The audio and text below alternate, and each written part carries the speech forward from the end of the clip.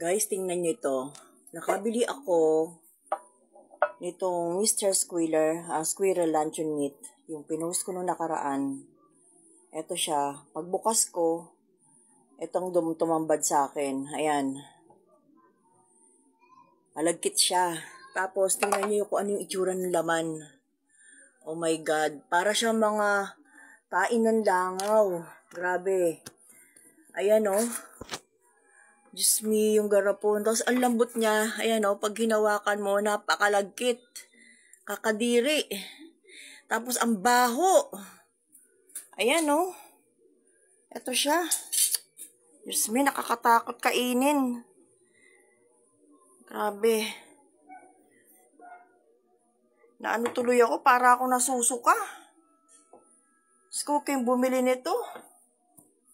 Itong Mr. Squirrel na to, huwag kayong bibili nito. Mariopes. Ayan oh. Ang expiry date niya guys, ito pa ha. Ito, 2028 ang expiry date niya. Ayan oh, 2028. Manufactured lang siya ng May 25, 2025.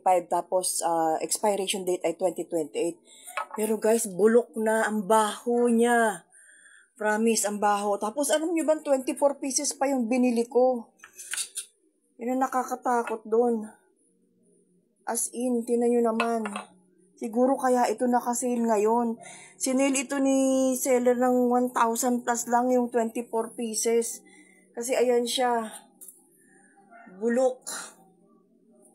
Oh my gosh. Nakakatakot bumili nito. Grabe. Huwag kayong bibili nito. Kaya pala, sobra.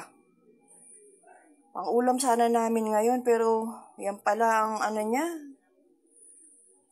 Ayun, pag nakikita nyo siya guys, para siyang, pag malapitan, ayan oh. Para siyang mga itlog ng langaw. Tapos ang baho-baho niya. Oh, ayan oh. Diyos me, alisin kita sa yellow basket ko. Grabe ka. Sobra si seller. Ewan ko, siguro hindi naman kasalanan ni seller, ano. Pero, nakakatakot itong ganito. Makakain ng mga anak natin to. Ako, nireturn ko na lang to. 24 pieces pa naman yung binili ko. Ang dami.